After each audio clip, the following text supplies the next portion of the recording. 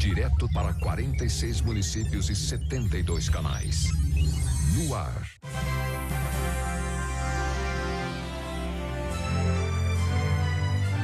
Link Vanguarda. A polícia divulgou as mensagens de áudio que mostram que o marido da modelo Caroline Bittencourt foi avisado sobre o mau tempo no litoral. Foi com base nisso que o delegado responsável pelo caso indiciou Jorge Sestini por homicídio culposo, quando não há intenção de matar.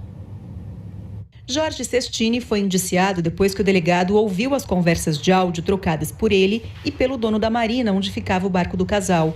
Em uma dessas conversas, o marido da modelo é alertado sobre o mau tempo que estava por vir. Fala, Jorge, tudo bom? Dá uma olhadinha aí, se pudesse antecipar, o tempo vai ficar feio.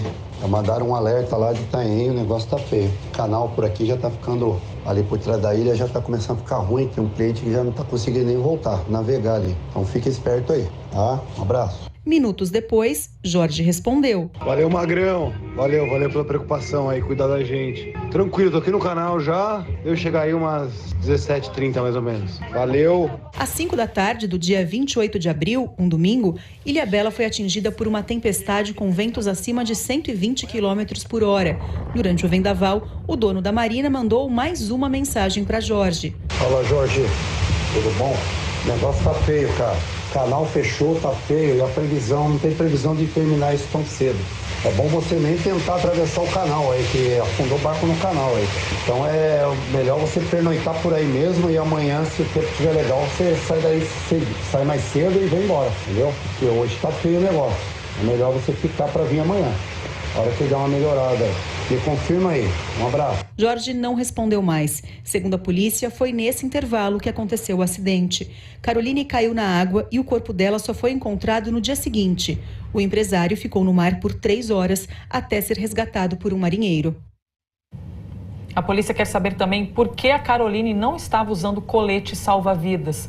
O depoimento de Jorge Sestini vai ser em São Paulo, mas ainda não foi divulgada a data que isso vai acontecer. A família Sestini disse que não vai falar sobre o indiciamento por homicídio culposo de Jorge. Sobrevoa São José dos Campos, a gente fala de saúde e dos cuidados com a dengue. São José divulgou o resultado de uma nova pesquisa que indica se há infestação do mosquito da dengue na cidade. Pedro Melo, boa tarde.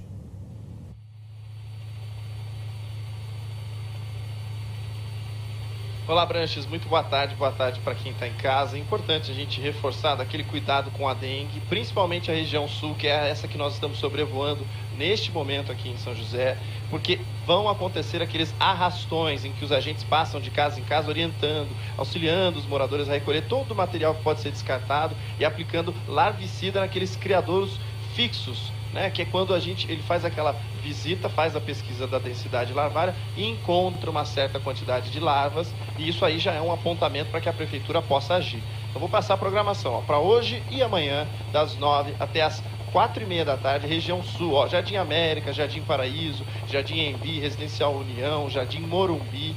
Tem também a região leste, no Capão Grosso, Jardim Ebenezer, Nova Esperança, Santa Hermínia, Jardim Castanheira e também Morada da Fênix. Na sexta-feira, região sul continua sendo contemplada com os arrastões, então os moradores aí colaborando, permitindo então que os agentes possam entrar, passar aquela orientação, todo mundo se ajudando, a gente acaba eliminando criadouros e diminuindo a possibilidade dos mosquitos estarem então infectados aí com a doença.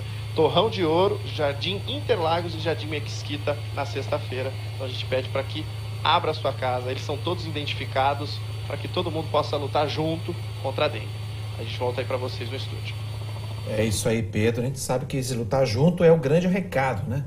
Que é uma ação em conjunto dos agentes junto com a população que deve contribuir para evitar a proliferação do mosquito. E a gente, como jornalista, sempre repassando esse recado também, lembrando aí a comunidade, colabore para a gente melhorar cada vez mais esses índices. A Polícia Rodoviária apreendeu R$170 mil em dinheiro durante uma blitz na rodovia Fernão Dias, no trecho de Vargem.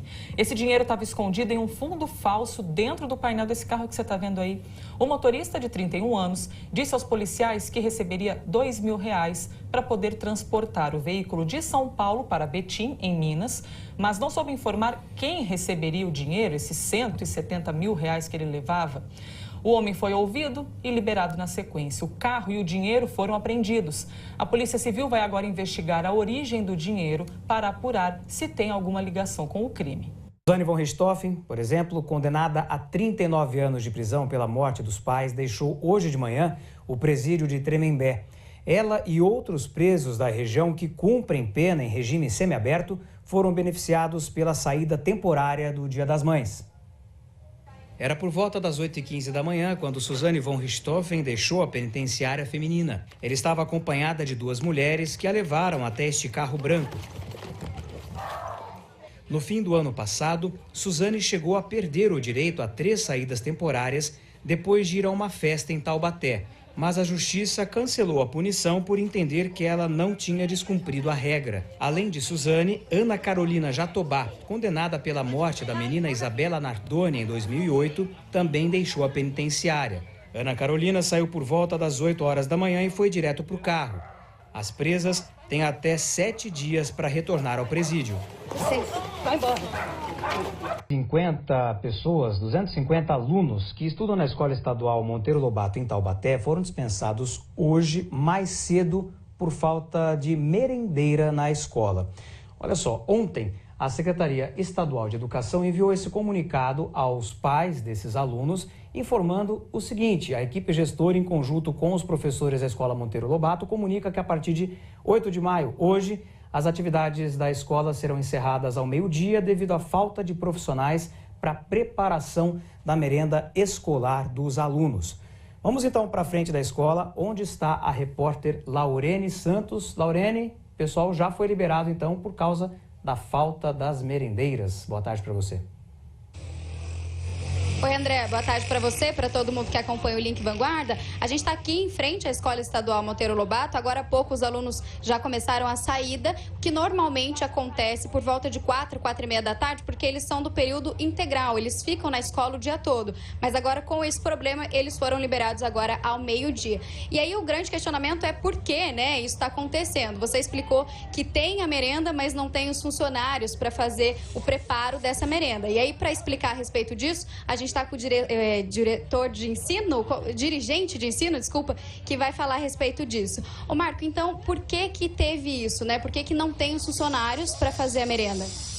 A merenda nessa escola, ela é, que a gente fala que ela é terceirizada. Infelizmente, a empresa que prestava esse serviço por questões, pendências financeiras, né? Ela acabou pedindo a rescisão do contrato, o que pegou a gente meio que no contrapé. Mas de imediato a gente já providenciou um contrato emergencial, tá? Todos os trâmites burocráticos já foram cumpridos, tá? Na secretaria para ser assinado, homologado. E assim que possível, acredito que no máximo para o início da semana já esteja tudo normalizado. Essa é a expectativa, né? E agora sim, os alunos saem mais cedo e eles são afetados assim nas matérias que eles vão ter as aulas? Não, de forma alguma. Na verdade, a parte da manhã eles têm o núcleo comum, né? Que são as matérias da Base Nacional Comum, português, matemática, história, geografia. E a parte da tarde eles cumprem as disciplinas eletivas, né? Que também serão repostas assim que foi normalizado essa questão da merenda. A gente estava conversando antes, você me explicou que não foi só nessa escola, né? Como é que é esse problema? Qual a dimensão dele? Em quais escolas?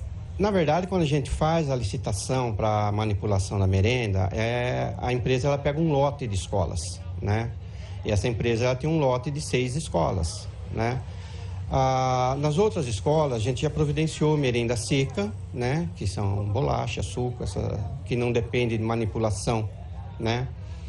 Mas o Monteiro Lobato, por ser uma escola de tempo integral, ela tem certas características, né? O aluno fica aqui 9 horas, ele tem 4 refeições e não tem como a gente dar 4 refeições secas para o aluno, né? Então, mas a gente pensa, então, na parte da manhã da merenda seca.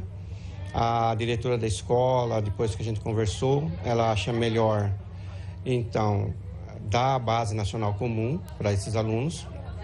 e as matérias eletivas da tarde, eles ficam dispensados com a reposição assim que forem solucionadas essas pendências aí. Obrigada pelas informações. E aqui na escola são 250 alunos que eles então se mantêm saindo aí por volta ao meio-dia nos próximos dias. A gente volta aí para o estúdio, André? Ô Lorene, deixa eu fazer uma pergunta para você, para repassar para o dirigente. É o seguinte, ele comentou que essa escola tinha 6 lotes, né? Um lote com 6 escolas. As outras escolas que têm merendeira, não daria para fazer um remanejamento para evitar que essa escola fique sem aula? Hoje é quarta-feira ainda, só semana que vem os alunos vão conseguir voltar?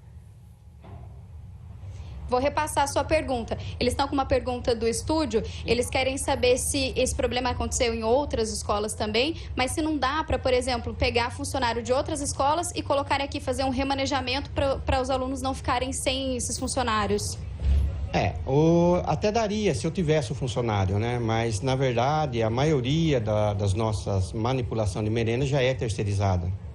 Tá? Se não é essa empresa que prestava o serviço aqui, tem outras empresas terceirizadas que prestam serviços em outras escolas, tá? Então, a secretaria, ela não tem o funcionário mais que fazia merenda como antigamente, tá? Então, nós estamos num processo de terceirização, então, tanto de limpeza como de merenda. Passado pela cidade, você já reparou que em alguns lugares tem umas bicicletas pintadas de branco? Elas ficam, às vezes, estacionadas, paradas numa calçada, do ladinho de um poste. Elas representam ciclistas que morreram. Cada uma delas é uma pessoa que perdeu a vida por causa da imprudência no trânsito. Por trás da homenagem, uma história, como a de um jovem de 21 anos prestes a ser pai. Um acidente nesse cruzamento do Jardim Paulista acabou com os sonhos do caçula da Edna. Meu caçula era o Luiz Augusto, né? Ele tinha 21 anos, ele namorava.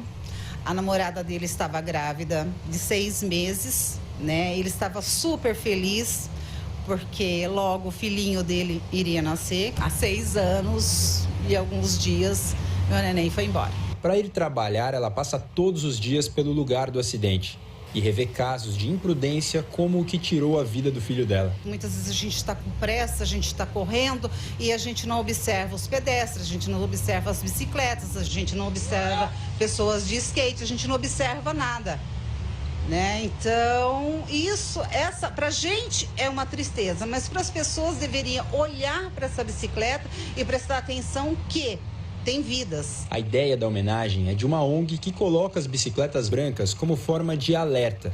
São 8 como essa em São José. Também na Zona Leste, um acidente nessa faixa de pedestres da Avenida Barbacena fez estrago em uma outra família. Uma mãe que usava a bicicleta para fazer a entrega de cosméticos morreu atropelada e também virou uma lembrança por aqui. O acidente foi no ano passado, no Dia dos Pais. Amanda ficou órfã, já que o pai dela morreu há 10 anos. Minha mãe era Marilene. Aqui no nosso bairro Vila Industrial, ela era muito conhecida. Pra mim, ela era tudo. Ela era minha mãe, ela era meu pai, ela era tudo. Eu só tinha ela. E quando ele atropelou ela, ele tirou tudo de mim. E é difícil falar dela. Falta palavras. A Amanda evita passar em frente à homenagem. A dor ainda é forte. Ainda assim, ela entende a importância de que o caso da mãe dela sirva de exemplo. É muito bom, porque aqui é uma rodovia de mão duplas, né? Vem carro para todos os lados. E os motoristas não respeitam. O sinal estava fechado e aberto para ela passar. Ela estava na faixa e mesmo assim o motorista não respeitou. A cunhada e também vizinha diz que Marilene e a bicicleta eram inseparáveis. Para ela ir num mercadinho que dava o quê? 10 segundos ela ia de bicicleta. A vida dela era a bicicleta, ela amava a bicicleta. Dados do Infociga, uma plataforma com estatísticas de trânsito do estado, revela que desde 2015, 26 mortes de ciclistas foram registradas em São José. E o ano passado foi o mais mortal, com 9 mortes. Quando ela sofreu o acidente, foi tudo muito rápido, entendeu? A gente tinha acabado de chegar em casa, ela falou que ia entregar o produto e daqui a pouco passa 10 minutos. Chega a notícia que ela tinha sido atropelada, aí eu chego aqui, ela já foi pro hospital. Aí eu recebo a notícia que ela teve um traumatismo craniano muito forte. Tentou uma semana, mas não foi o suficiente, ela não sobreviveu. Por isso que cada bicicleta representa a história de uma família inteira, muitas pessoas envolvidas com a tristeza de terem perdido alguém por causa de um acidente de trânsito. A gente conversou com a Prefeitura de São José dos Campos a respeito do número de ciclovias e ciclofaixas, aquilo que eles chamam de mapa cicloviário, já que o assunto em pauta é esse. Eles disseram que a cidade tem atualmente 98 quilômetros entre ciclovia e ciclofaixa. Eles pretendem, até o fim da gestão, aumentar isso para 156 quilômetros. Mas lembrando, claro, que não basta a gente ter aí tantos quilômetros de ciclovia se a gente não tiver respeito nas ruas, que um observe o outro para evitar que mais pessoas morram por causa de acidentes. Uma pergunta que ninguém gostaria de responder que sim. Já foi vítima de assalto? Ficou com algum trauma depois disso? Difícil a resposta. Porque depois que passa o susto, fica aquele sentimento, aquele medo. De acordo com especialistas, de cada 10 pessoas que passam por um momento de estresse, 3 desenvolvem uma doença conhecida como estresse pós-traumático. Mas aí o que fazer para lidar com essa situação? Como é que você consegue reagir e voltar a andar nas ruas tranquilamente, sem grandes preocupações? Quem vai responder isso para você é a reportagem do André Luiz Rosa. Medo. Este é o sentimento que envolve esta moradora de São José dos Campos que prefere não mostrar o rosto.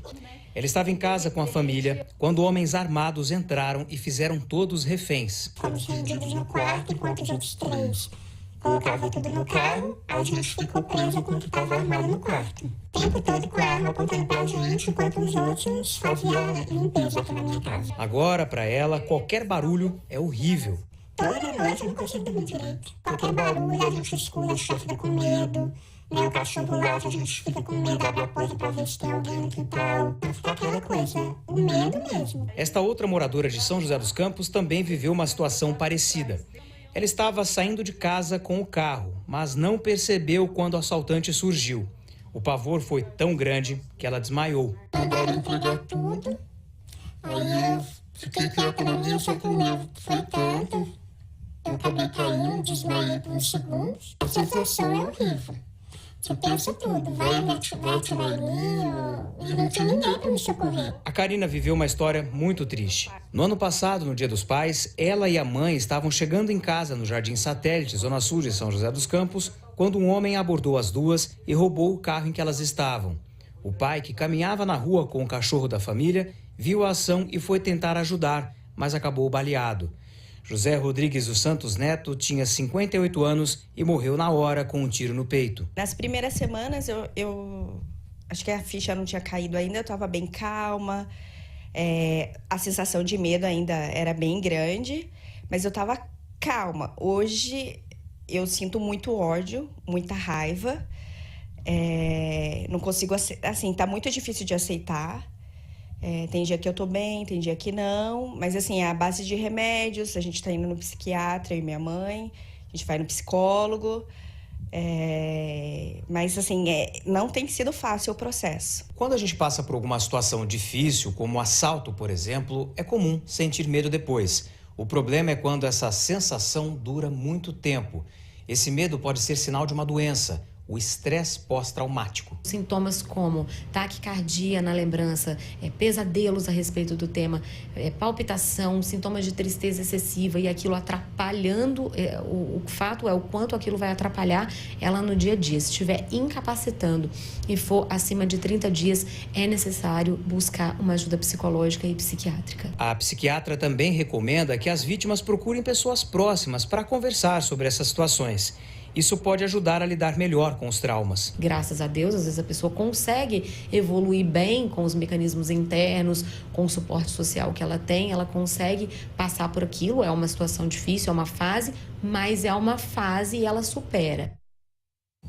É uma fase. Mas é realmente bastante difícil. Na emoção da pessoa impactada pela surpresa desagradável, provoca um destrambelho, um desequilíbrio, e a pessoa tem que realmente ter um suporte psicológico e, se necessário, um suporte psiquiátrico para poder dar conta dessas emoções até o tempo, ajudar a reestruturar a vida, que nunca volta a ser tão normal assim, porque você perde algo, perde a confiança em uma série de situações, né? Muito complicado. Se você quiser comentar esse assunto, vai lá na nossa rede social do Link Vanguarda, dê a sua opinião e se você já passou por uma experiência como essa. Encerrar o Link Vanguarda, a gente quer dar uma olhada aqui no que o pessoal está comentando na internet sobre as nossas reportagens. A começar aqui com a Jocelene Silva, de São José, falando a respeito dos traumas. Aquela reportagem sobre assaltos. Sofri tentativa de assalto no ponto de ônibus, saí correndo, gritando socorro, e o assaltante correu atrás de mim, mas não me alcançou. Hoje eu tenho medo de qualquer um que ande atrás de mim, penso. Tá vendo que dificuldade, né? Vamos ver outro recado, outra reflexão. Aqui, ó, a Amanda Jefferson de Caçapava diz: há um mês assaltaram meu esposo. O assaltante colocou a arma no rosto dele, levaram tudo.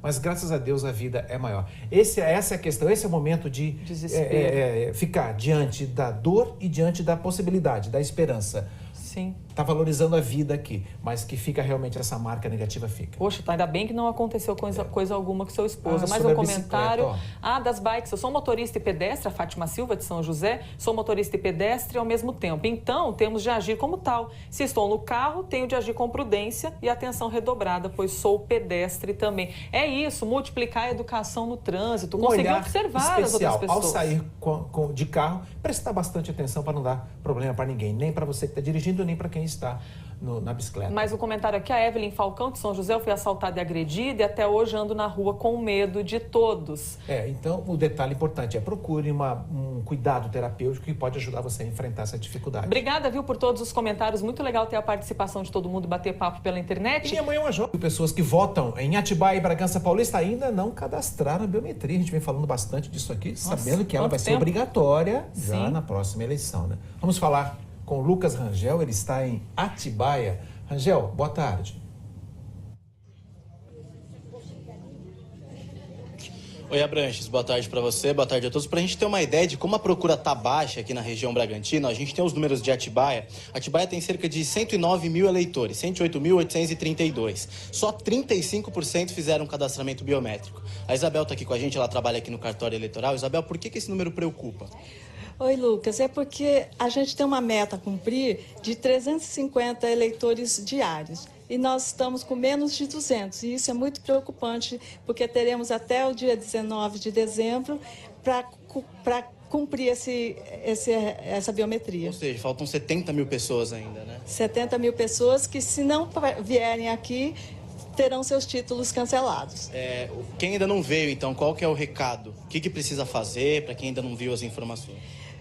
O ideal é que faça o seu agendamento pelo site do TRE para evitar filas aqui no dia. Quem não tem acesso à internet, por exemplo, dá para vir aqui direto? Ah, sim. Nós atenderemos os não agendados intercalados com os agendados. E aí, quem não conseguir fazer até o dia 19 vai ter alguns problemas. Título cancelado que vai ocasionar outros problemas, né? Sim, o eleitor ficará sem quitação eleitoral, o que ocasionará bloqueio no seu CPF, não vai conseguir abrir contas bancárias, né? E nem renovar os seus passaportes. Tá certo. Muito obrigado, Isabel, pela sua participação aqui no Link Vanguarda. Eu vou passar agora as informações de Bragança Paulista. Bragança Paulista tem 138.125 eleitores. Ainda faltam por lá 78 mil pessoas para fazer o cadastramento biométrico. É muita gente, né? E aí, lá em Bragança Paulista, tem 2 cartórios. Um fica na rua Santa Madalena, número 65, e o outro na rua Monsenhor Colli, número 190, os 2 no centro da cidade. Aqui em Atibaia, o cartório eleitoral fica na rua José Inácio, número 329. Ambos, tanto Atibaia quanto Bragança Paulista, funcionam das 8 da manhã às 6 horas da tarde. Então não tem mais desculpa, tem que vir, porque se deixar para a última hora, né, Elise Abranches, vai pegar fila e vai ter problema depois. Volto com vocês. É isso daí, Lucas. E as cidades, todas as cidades da região precisam fazer esse cadastramento para que não tenha problemas nessa próxima eleição. Isso é importante. Não ficar nervoso na hora da votação, porque não fez aquilo antes, né, Abrantes? Tem que adiantar. Tem que fazer. Você lembra que nós mostramos aqui no Link Vanguarda o resgate de uma família e de um bebê que estavam em um bote em São Sebastião? O resgate foi feito por um grupo que estava voltando de uma pescaria esportiva. Eles encontraram a família no último dia 28, durante a ventania que deixou o mar bem revolto no litoral norte. A lancha da família foi localizada em Ilhabela e hoje a Capitania dos Portos está fazendo uma operação para retirar a lancha da água. Minha mãe é uma joia. Vocês já votaram no seu vídeo preferido? Você já foi lá no G1 da Vanguarda votar quantas vezes quiser no seu vídeo? Deixa eu lembrar aqui para vocês, ó, você vai lá no G1 e vão aparecer os 5 vídeos finalistas. Tem gente de Jacareí, de São José, de Taubaté. Você vai escolher um deles, são todos muito fofos, e vai clicar em votar. Aqui tem um símbolo como se fosse dar um play, mas isso aqui significa já votar, beleza? Assista aos vídeos antes. Aqui você vai votar se quiser esse vídeo aqui de Taubaté, esse aqui super engraçado também de São José dos Campos. Todos e na muito legais, sexta-feira né? nós vamos anunciar quem é o grande vencedor eleito por vocês. E assim que nós mostramos aqui no Link Vanguarda o resgate de uma família e de um bebê que estavam em um bote em São Sebastião. O resgate foi feito por um grupo que estava voltando de uma pescaria esportiva. Eles encontraram a família no último dia 28, durante a ventania que deixou o mar bem revolto no litoral norte. A lancha da família foi localizada em Ilhabela e hoje a Capitania dos Portos está fazendo uma operação para retirar a lancha da água.